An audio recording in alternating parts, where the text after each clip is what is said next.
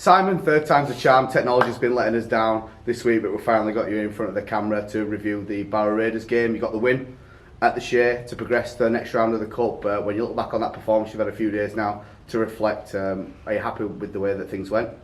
Well, yeah, firstly we got through to the next round, which is the important bit in the Cup. Yeah, first thought it was great. I thought we were really good.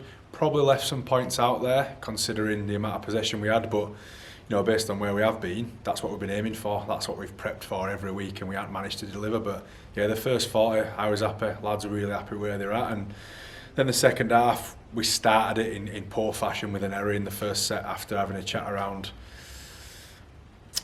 just completing and competing. And at the end of the game, the final quarter was where I would have expected the points to start, you know, flowing really. But yeah, the first set we throw the ball on the ground and back that up with some poor defence. So yeah, a disappointing second half. Never in doubt really. We were the better team. We deserved the win for sure.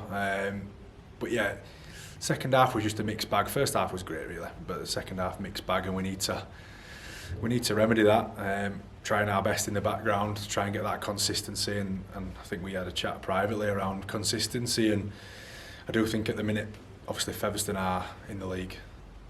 Is it 6 or 7 from 7? You know, apart from that, everyone seems to be up and down, and I do feel like the team or a couple of teams that find that consistency first are the ones who are probably going to shoe themselves in for a top 4 spot, and there's no time like the present to get it really, and obviously the Bulls coming up, that'll be a big one for us. We'll come on to the Bulls in a little while. We'll go back to that Barrow game. 24-6 up with 10 minutes to go. Was there maybe a case of thinking the job was done at that point? No, I think if you just go back and look at the tries, they're just average. And again, it's our errors and just some poor decisions with the ball in hand that lead to bringing them to our try line. And then, yeah, soft tries. I mean, a barge over is the softest try in rugby league, from half a metre away from line they managed to get over. That's a concentration thing for mine, and a bit disappointed with what we did concede, because they weren't up me, around me, over me, and you know, all them silky plays, and they score on last blade of grass in the corner. They were through us, which was pretty disappointing. So yeah, back to the training field and go again. So you mentioned good first half, an indifferent second half. What's it going to take for this team to put together a real 80-minute performance? Do you feel like it's on the horizon, or is it still something that we're going to have I think we've been saying that, Faz, since round 1. Sheffield, great first half, second half indifferent. What's it going to take? Discipline, really. I thought we were quite disciplined with our game plan in the first half, certainly. Second half we were a bit, but again, pushing passes and some poor skill execution. The ball landed on the ground far too often, and that's down to the individuals of controlling that ball.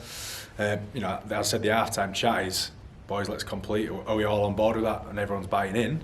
But then we go out and we just have a little moment there and make a bad decision, and then all of a sudden it flips around, and then you're upset with yourself and all those things. And sometimes you try a little bit harder when that comes around as well, which leads to more errors sometimes. But again, I won't bag their effort. I just think they need to be a little bit smarter and a little bit more composed and controlled, if you like, because I thought, as I say, by completing and competing for 20 minutes, the energy battle was already in our favour, and the field had started to tip, like we were going downhill sort of thing towards the end of that first half. And I do think if we'd done that, we'd have gone on and nailed that game and been really happy with an 80 minutes as opposed to the 40. But we just have to keep going hard at it, Faz. It's not any one individual, and that's why the collective just has to keep working hard. We have to be persistent and patient. Well, we saw last year, there's been some similarities in previous seasons where we've gone on these long winning runs after some indifferent starts. I think it was York last year when we had a good performance away from home and then really kicked on from there. Like I said, we got to turn the corner eventually, would you agree? You'd hope so, but you can't hang your hat on having a run, can you? In a season where everyone seems really close to each other and all the results are up and down, you just have to take it week by week, Faz. And again, we spoke about the runs before. As a group, we don't really look at it that way. I think you look at a run when it's completed, not while you're on it. And obviously you're confident while you're on it and all those things that come off it. But yeah, when it's over and done with, that's when you look back and go, yeah, that was decent. But yeah, we'll just look at this next one. So some big hits were flying in on Sunday all over the place, tip tackles, all the lot. Injury reports, anything that's come out of that game, anything you can report on any players that might be close to a return to action? Kev's still a bit to do, hit a bit of a hiccup in his rehab. So we'll get some more information on that. Kyle Wood, someone fell awkwardly against, I forget what that was against. Keithley, I think. Keithley at home, yeah, someone fell awkwardly on him there. So that's still something we need to check on. He's not a million miles off. From the weekend, lots of lumps and bumps really. It was quite a physical game for some periods of it. And yeah, look, we don't have a massive squad, and obviously bringing Ryan in last week, that'll that'll give us some extra, an extra body, an extra face, another character, and hopefully a bit of a lift really, a fresh face to freshen us up a bit. So yeah, we've got some decisions to make, but we still haven't got a massive squad, and when you've got injuries in it, it feels a little bit tighter, but we'll just keep going. Is Lachlan Walmsley there with his finger as well? Any progress on that? Yeah, I forgot about him. Yeah, I think he's had stitches out. It still doesn't look too pretty. So we've just got to work on that really. We don't want to risk him too early and risk it coming up or infection and stuff like that. So that'll be something we'll leave till later in the week. But I think we've missed him. I do think we missed Lachlan. I know everyone sees the fancy scoring them tries in the corners and some of the finishes he does. He's a great finisher, but I think his backfield work and the hard work element, which took some time to build in at the start of his time at Halifax, he got on board with that, and I think we're seeing the fruits of it now. Him and Salty have been really good for us in those opening 4 or 5 rounds before he got the injury there. It'd be good to have him back there with us. You were forced into a few changes on Sunday as well. The 2 Jacobs, Fairbank through suspension and Gannon through being cup tied, but we saw Cole Oakley come in for his first appearance of the year. How do you think he went? I thought he was really good. Didn't get very long, 20 minutes or so. Would have liked to have got him on sooner. Cole had this last year, to be fair. We played London away.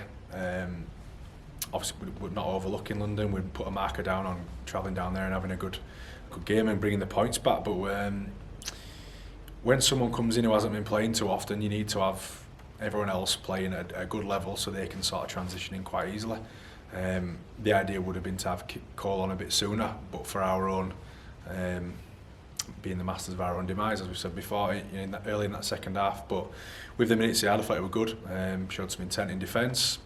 Only had maybe 1 or 2 carries, didn't get the opportunity to because we defended a lot. But yeah, really pleased for Cole because he's been plugging away and trying his best in background, and it's hard when you're not in at the moment. We've got Nick Rawsthorne, who's been unfortunate not to play yet, and it's hard because obviously we've got that relationship with Cass, but it's every 3 weeks, a reserves game, and then with having a tiny squad, you can't really be letting everybody out on loan because you're probably going to need them. And whether it's a nice way of looking at it or a bad way of looking at it, but none of them are that far away from playing, are they, when we're short on numbers. But yeah, just to finish on Cole, I thought it was good. He's shown a great attitude towards his training and persevered when the opportunities are looking slim for him. But I thought he did himself a world of favours at the weekend. He came on for the milestone man. Ben Kavanagh made his 350th career appearance at the weekend against Barrow. Just how big of a servant has he been to the game of rugby league as a whole? Yeah, I think we've all praised Cav enough this week. I don't think he needs any more. But yeah, but that was on the interviews that no one's seen, Simon. Of course, yeah. No, he's overcome a bit, hasn't he? He's been a good player, Faz. He's served each of the clubs he's played at well. And I know he loves playing for Halifax, which is a big box ticker for us. Obviously, he's got a bit of play and he can do that. Not in his best form yet. I think he's been good, but I think we can open up a little bit more and make sure he gets a bit more space moving forward. Disappointed for him not to get the try at the weekend, which would have been the icing on the cake for him. But yeah, we're glad he's in our changing room, and I'm sure there's plenty of games left in him yet. And with that win, we secured a 5th round tie at home against the Bradford Bulls. As luck would have it, we had 2 games against Barrow. We're going to play Bradford twice at home in a short period of time. Firstly, in the league on Easter Monday, you'll have done your preview and looked into Bradford. I mean, it's a derby game. Does form go out the window no matter how the side's playing at this point? I've done a little bit of a look at Bradford. Still have to go through and review tonight the Barrow game with the boys, so the attention will turn 100% to Bradford after that's done tonight. But look, they're a good team. They've recruited well. They've invested heavily in the squad this year, and they're a bit like us, I suppose, at the minute. They're a bit up and down. They've had some great results, some average ones, as we have. But yeah, Derby week, it's a bit different. There's a bit of a different feel about it, and I won't say form goes out the window because I don't think that's entirely true. But yeah, I think we both need to come and give our best efforts if we want to come away with the points, and hopefully we get a good turnout on that Monday night. I know it's not ideal for everyone, but if this weather sticks around, it shouldn't be too bad a night, and hopefully we can get good numbers down the shirt supporters.